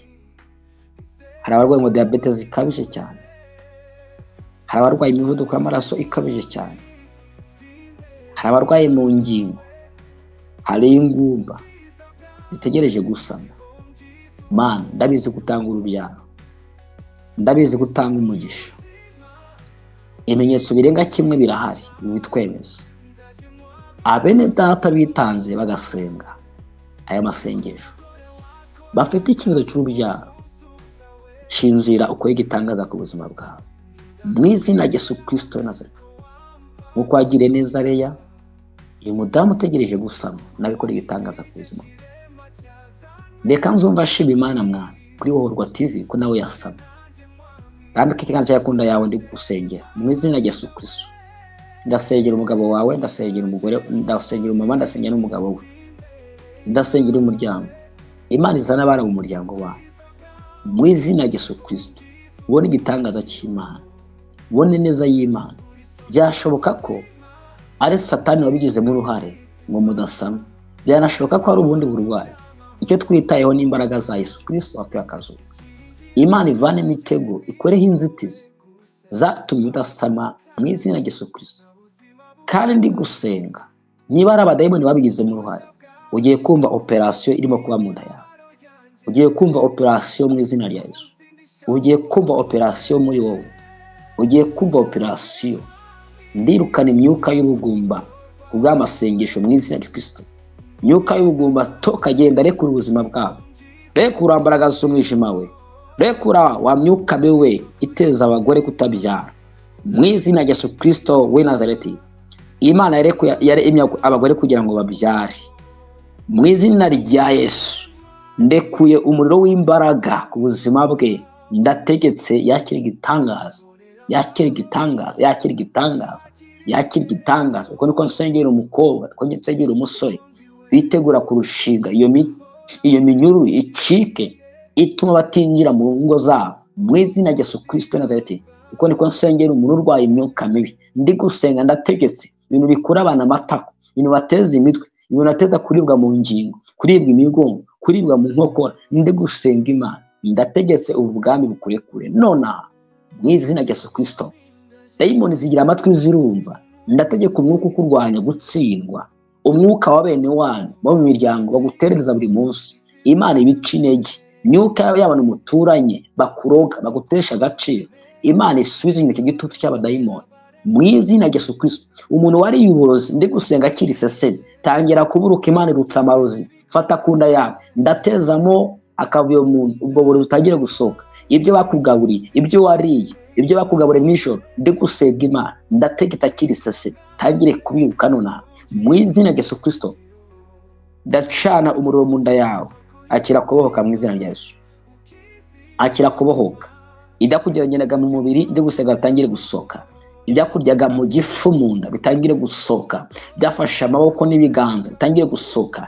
Ikitwa inyatsi n'imitongero bitangire gusohoka. Imbaraga z'imiryango n'ibihombo zitangire kukurekura mu izina rya Yesu Kristo Nazareti. Sezera wa bwami bw'umwijima we, rekura ubwoko bw'Imana, rekura abantu b'Imana, rekura imbaraga z'abapfumu, myuka baranye n'abacwezi, imbaraga z'amahembe, myuka mibi bitega bikonka amaraso. Ndi gusenga ndategetse iyo myuka kurekure mu izina rya Yesu Kristo we Nazareti. Ibyicaye mu mugongo, ibyicaye mu mpiko, ibyicaye mu mutwe biguteza kuribwa umutwe ukabije, ndi gusenga ndategeka abadayimoni bateza abantu imitwe ikabije idasobanutse kukurekura mu izina rya Yesu Kristo. Ibimenyetso bikubaho mu izina rya Yesu Kristo byose biri satanike, ayo maboko y'abadayimoni ndayavunagura mu izina rya Yesu Kristo. Intwaro zabo zose ndazivunagura. Imizimu ikomoka mu miryango, umurozi ukomoka mu muryango ukurwaye, ndasenya imbaraga ze. Ndi gusenga Imana kurekure, ndi gusenga Imana kurekure. Mwuka wa bene wanyu kurekure, mwuka w'ubuvindimwe kurekure, imbaraga z'imiryango zikurekure, myuka y'abarozi mu butwenge zikurekure, abagushikisha bakujyana mu bapfumu, abagutongera imyuka mibi. Ndi gusenga ndategetse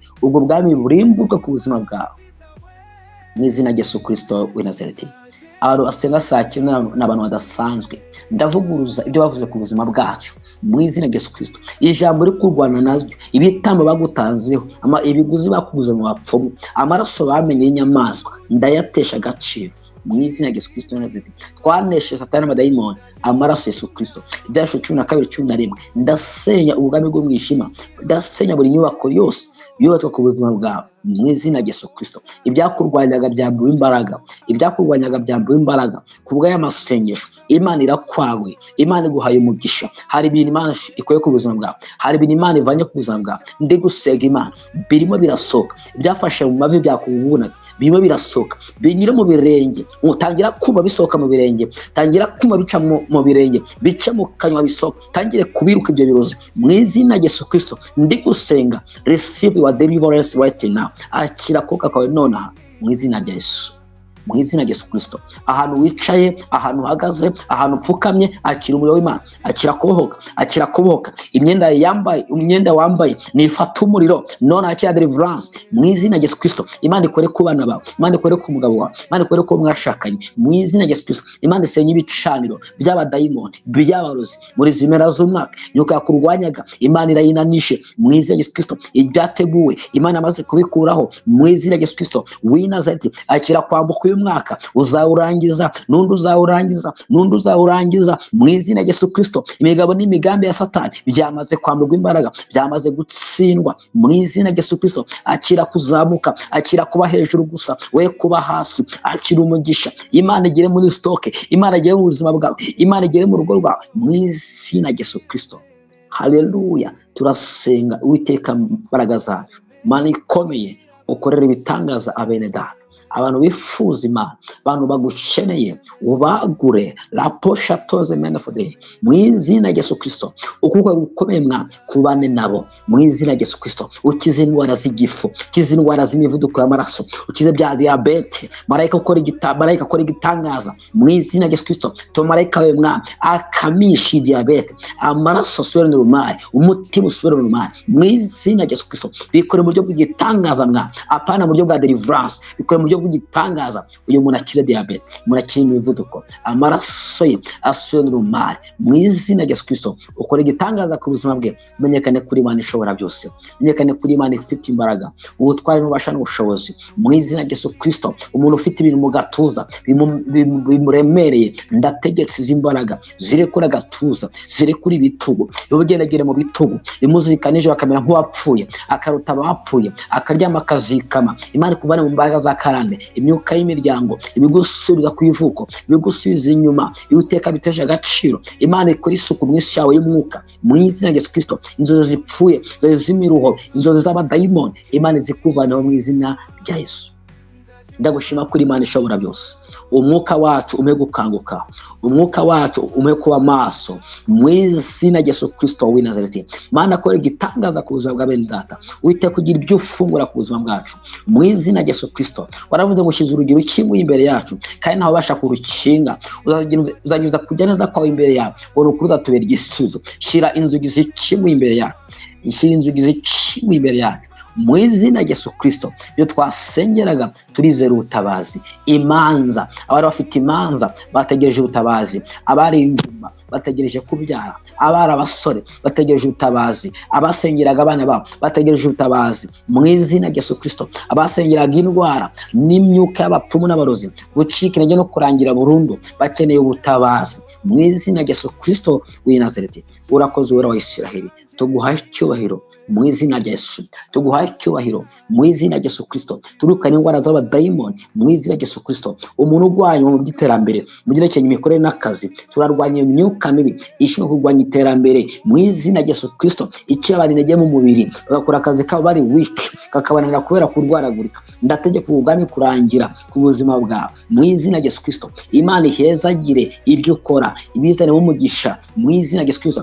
Intambara mu kazi Imana ibihagarike mu izina rya Yesu Kristo w'i Nazareti. Uzaba hejuru ntabwo uzaba hasi mu izina rya Yesu Kristo. Umuntu usenga amasengesho ya saa 9 za nijoro, haleluya, iyo bagiye kugabanya abakozi ntabwo baguheraho, ahubwo wuguma ku kazi. Wakire umugisha wo kuba hejuru, wakire umugisha wo guhirwa mu majyana mu maza mu izina rya Yesu Kristo. Imana ishyira ikimenyetso cyo gutsinda ku buzima bwawe kubw'amaraso Yesu Kristo wapfuye akazuka. Amen. Imana igarura impano z'umwuka wera muri ano masengesho. Imana igarura impano z'umwuka wera. Umuntu utamugaburira inyama akazirya abarozi, ntabwo ufite amaso yawe ntabwo abakangutse, umwuka wawe ntabwo aba ari maso. Ntabwo ukwiye kurya mu nzozi, bakugaburira uroto urimo kurya, utangiye kubyimbinda, utangiye kugira iseseme, utangiye kurya nko ku munsi. Ntukwiye kurota bakugaburira amarozi, ahubwo ukwiye kurota ubyanga mu izina rya Yesu Kristo. Umwuka wawe Imana wambika imbaraga kubw'amaraso Yesu Kristo apfuye akazuka. Haleluya. Dusengera abagore batwite, Imana irinde abana babo mu nda zabo, ibondo bya Uwiteka bishyireho uburinzi, mu gihe cyo kubyara bazabyare neza mu izina rya Yesu Kristo.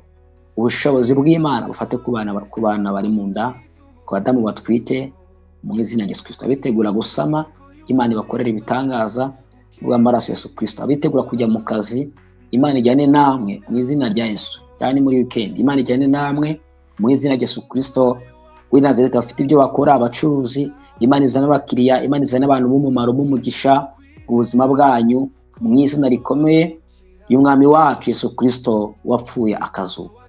Imana ibahe umugisha, Imana ibahe amahoro mu mutima, Imana ibagure, Imana ibagire neza mu izina rya Yesu Kristo w'i Nazareti.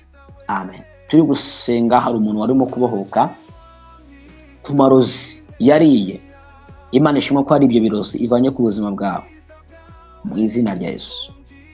Haleluya. Imana ishimwe ko hari ibirozi kuvanye mu nda bw'amaraso Yesu Kristo wapfuye akazuka. Twatuye imbaraga z'Imana zikomeze kubana natwe mu izina rya Yesu Kristo w'i Nazareti. Tuye gusengera y'amazi. Data, mu izina rya Yesu Kristo turacyari imbere yawe, dusengeye abari muri gereza kandi duhe n'amafaranga n'ubushobozi bwo kubasura mu izina rya Yesu Kristo, kuko waravuze ngo ndi mu nzu y'imbohe muzakunsura. Matayo 25:31. Turabasengera kugira ngo Uwiteka Imana itariki amahanga ubayihumure, ubane nabo, ubarindireyo mu izina rya Yesu. Mu gihe cy'imbabazi, mu gihe cya liberation, abandi gusengera bafite abantu babo bariyo, uzajya uca inzira bagarura abantu babo mu izina rya Yesu. Ufite inzira nyinshi bakuramo igitangaza bakabona ubutabazi. Hari abumva ingaruka z'ibyo bakoze ariko bakabazwa n'igihe kinini bariyo. Uwiteka Mwami Imana yacu, Imana ireba umutima, abamaze kumaramaza no guhinduka no kwihana, uzajya ubaroba ubavaneyo ku bitangaza byawe binyuze mu nzira nyinshi za leta ndetse n'imirimo yawe ikomeye mu izina rya Yesu. N'undi muntu wese uri umwuka wo gufungwa turi gusengana, uwo mwuka uvaneho, kuko ari igihe Satani nawe bipanga mu isi y'umwuka ugasanga bafungishije umuntu, hari abadayimoni babipanze. Imana ibavaneho iyo myuka mu izina rya Yesu. Ivane ku basore n'inkumi, ivane ku bagabo ndetse n'abamama. Imana ikoreho urwandiko rwo gufungwa mu izina rya Yesu Kristo. N'umuntu wawe ufunze, Imana yo mu ijuru izamukorera igitangaza mu buryo bwayo, ikoranye n'ababishinzwe mu buryo bwayo bw'Imana mu izina rya Yesu Kristo w'i Nazareti. Kandi ikiruta byose Imana ibarindireyo ndetse n'ubugingo bwabo burindwe mu izina rya Yesu. Ndasengera ayo mazi ahinduka amaraso Yesu Kristo, ahinduka imbaraga z'Imana. Uwo muntu urwaye imyuka mibi imwonka amaraso, akimara kunywa ayo mazi, iyo myuka mibi, abo bazimu byo bitega, ndategetse mu izina rya Yesu Kristo bye kubangikana n'amaraso ya Yesu Kristo Nazareti. Ayo maraso Yesu amuzanira amaraso yatakaje, amuzanira agaciro yatakaje, kandi urwo rugendo afite rwo kujya mu mahanga, Imana izabane nawe mu izina rya Yesu Kristo. N'undi wese wabyizeye wayafashe, ahinduka amaraso ya Yesu Kristo, ahinduka imbaraga z'Imana, ahinduka umuriro utwika abazimu n'abadayimoni mu izina rya Yesu Kristo. Ubwami bw'umwijima bwakurwanya bunanizwe mu izina rikomeye ry'umwami wacu Yesu Kristo wapfuye akazuka. Amen. Haleluya. Imana ishobora kubwa Solange. Imana ndashimana ko wari uri gusenga na Yisendawa n'umurundi, yahise avomisa, yahise atangira kuruka. Ibyo ni ibirozi babiri mu nda yawe. Ibyo ni ibirozi baba baragiye bahuhera cyangwa se babikugaburira mu nzozi cyangwa se ukabijya ku manywa y'ihangu. Uretse ko hasigaye abarozi b'abahanga barakoroga muri deliverance, bagusengera ugatangira kuruka amarozi nta nayo wigeze kurya pe, ari uko yagutongera bakoresha amazina yawe, amafoto yawe, bakakugaburira mu isi y'umwuka, utanarose wadi no kurya, utagize gute gusa kubigutongera kubikohereza, bagusengera muri deliverance ugatangira kuruka ibyo birozi. Ari abarozi b'abahanga nyine baba babikoze gutyo. Gusa Imana ishimwe ko muri deliverance igiturutse uburozi. Imana iratangaje. Imana iratangaje. Imana irutse umuntu uburozi nta mutanyoye, ari amasengesho. Mujya mutekereza Imana mu rwego rwo hejuru. haleluya. Mujye mwizera Imana mu rwego rwo hejuru. Ubusa wabwira umuntu ngo ndagusengera urukamaruzi wariye, so kuruka nkabakajya mu miti se. Sindabona umuntu umbwira ati mwana ati rwose banduze ati nsengera. Ari umwana twigeze kubana ahantu hamwe, baramuroga bashyira ibyo kurya mu biryo, rangiye atangira kumva ibintu bigonga, ariruka aravuga ngo ndi kwirukanka mu miti. Ndavuga nirukanka nishakisha ko ushakishe, arirukanka ko muravuga ati set wansenge ni se kare kose wambwaga ko kwirukanka mu miti niki utari warizeye ko Imana yagukiza. Ngo yumvaga ikintu kigonga mu nda gikubita umutima, ndamusengera arabiruka arakira. Ni se kare kose.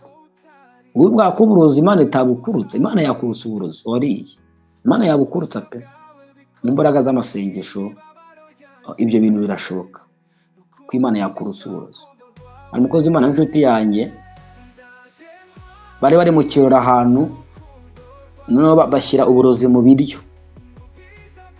bari bimuzanira mwuka Imana amubwira ngo ibiryo babiroze, ariko bisengere, senga usengere na bira byose ntacyo biri watwara. Bari babiroze, arangira bisengera, uburoza butesha agaciro, barabirya. Babana bari babiroze ngo batavuga ariko se byagenze gute, barabona uko nta kintu babaye.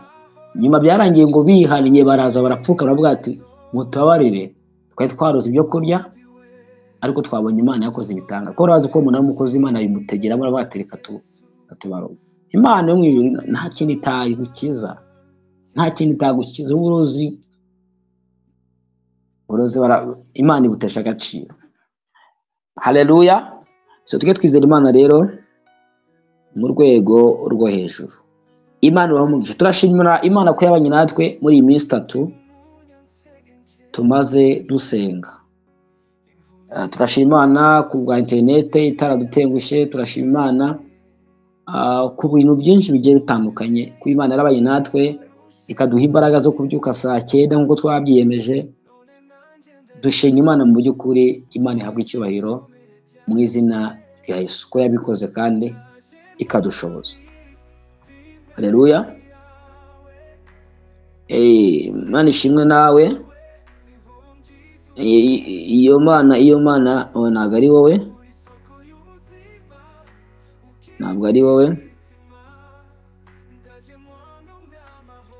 Ati Imana ishimwe ko ejo saa 9 mu ijoro narabohotse, narutse ibintu byinshi cyane kandi sinigeze. Bantu barabamaze, barabangije. Mujye mwihangana musenga Imana. Hano hanze huzuye abagome, huzuye abagome. Iyo wumvishe iyo nsenze ugatangira kuruka ibyo bintu, aba ari ibirozi biba bipakiye muri wowe.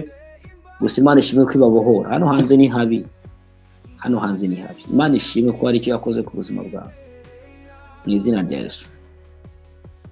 Imana ishimwe ko hari icyo yakoze ku buzima bwawe. Imana ishimwe mu izina rya Yesu Kristo. Haleluya. Imana yarakoze kubana natwe iyi minsi yose. Turiza tudashidikanya ko hari ibyo Imana yakoze. Haleluya. Uyu mwaka uzawurangiza neza, uzarya iminsi mikuru Noheli n'ubunani neza, kandi Imana izaca inzira mukafite n'icyo kurya. Imana izaguhe kado, bari izaguha impano muri izi mpera z'umwaka. Ibintu bizagende neza. Gusa Satani yakuzagutegera mu minsi mikuru, ubure kudasenga ndetse no kutaba amaso. Uzamenye nyine ko mu mpera z'umwaka haba ari imigabo n'imigambi n'imihigo y'abasatanite bashaka guhiga kugira ngo babone imbaraga nshya mu mwaka ugiye kuza. Ibyo Imana yabikuyeho, niyo mpamvu y'amasengesho yacu. Ibyo bitambo, ibyo bintu Imana yamaze kuyabutera, yamaze kubivanaho mu izina rya Yesu. Iyo dusenze Imana iratwumva. Haleluya. Iyo dusenze Imana iratwumva. Reka tubareke muruhukeho. Ikindi abantu bari mu masengesho babone n'umwanya wo kuza gushaka akantu bafata ko bafite ubwo bushobozi. Haleluya. Babona akantu bafata kugira ngo ibintu bigende neza mu izina rya Yesu Kristo. Ku bantu bakoze amasengesho baruhukeho, ntabwo biba byoroshye, natwe turuhukeho. Imana ibahe umugisha rero. Imana ishimwe kubwo amashimwe ari kugenda atambuka. Imana yarinze agisida bwa Chantal wakize umuvuduko w'amaraso.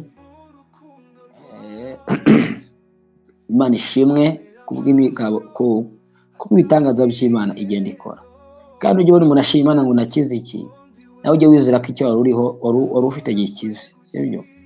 Ujye wizera ko icyo wari ufite gize gute, gikize mu izina rya Yesu. Aya masengesho nababwiye ngo twayatambukije kuri Horwa TV, twatangije kuri hano kuko ariho twatangiriye amasengesho. Imana ibahe umugisha rero, Imana ibagire neza mu izina rya Yesu Kristo w'i Nazareti. Amen. Ndumva nta kindi, reka dusoze. Haleluya. Urakoze Uwiteka gitari cy'amahanga, tuguhaye icyubahiro kubw'imirimo n'ibitangaza wakoze. Tuguhaye icyubahiro ku byo weretse Jeanne Habimana, by'uko wacanye umuriro cyangwa se waduhaye amavuta mashya, washyizeho igicaniro cyawe ku bantu basenze mu izina rya Yesu Kristo. Tugiye mu bintu bitandukanye ndetse no kuruhuka, ubane natwe. Ibyo twari twarakuzaniye imbere yawe turindire ko bisohora n'ibyo wavuganye natwe mu izina rya Yesu. Urakoze kubwa buri muntu wese wasenze, kandi urakoze kubwa buri muntu wese washoje gusenga mu izina rya Yesu Kristo w'i Nazareti. Ukomeze kuturindira mu buntu bwawe, uduha amavuta mashya. Dusabye Imana Data, Umwana ndetse n'Umwuka Wera. Amen. Yego. Imana ibahe umugisha namwe mu izina rya Yesu Kristo. Wavuze ati turimo gusenga, nabonye amashiga 3 harimo inkwi, umuriro uri kwaka cyane, urimo amakara menshi. Bivuga iki? Abalewi 6 haranditswe ngo umuriro ku gicaniro ntukagire gute, ntukazime. Umutambyi ajya wenyegeza yongeremo inkwi ngo wake urudaca ku manywa na nijoro, ngo umuriro ku gicaniro ntukagire gute, ntukazime. Abalewi 6 iko handitse. Haleluya. Imana yo mu ijuru rero, hari igicaniro cy'amasengesho. Ubundi yorose inkwi, mbega Imana ibashyize umuriro muri wowe, kandi n'amasengesho y'abantu aba yashujwe. Iyo dusenga gutyo ukabona ibyo bintu rero, ntabwo aba ari iyerekwa ryawe, ahubwo aba ari ibintu bya rusange nk'itsinda rya bimwe rirasenga. Haleluya. Amasengesho yawe cyangwa se ibyifuzo byawe byamaze gusubizwa mu izina rya Yesu. Haleluya. Byamaze gusubizwa. Igicaniro cy'Imana nicyo bivuga. Amasengesho yacu Imana yayumvisha, umuriro watsi. Haleluya. Kandi dukomeye ducana umuriro, dukomeye twenyegeze. Imana ikubwira ngo igicaniro cye kuzima, muhore musenga. Imana ikubwira ngo mukomeze mucane, nk'uko ijambo ryayo rivuga aho ngaho mbabwiye mu Balewi 6 kugira ngo uko bivuga. Haleluya. Imana yo umugisha mu izina rya Yesu Kristo w'i Nazareti. Shalom, shalom, shalom.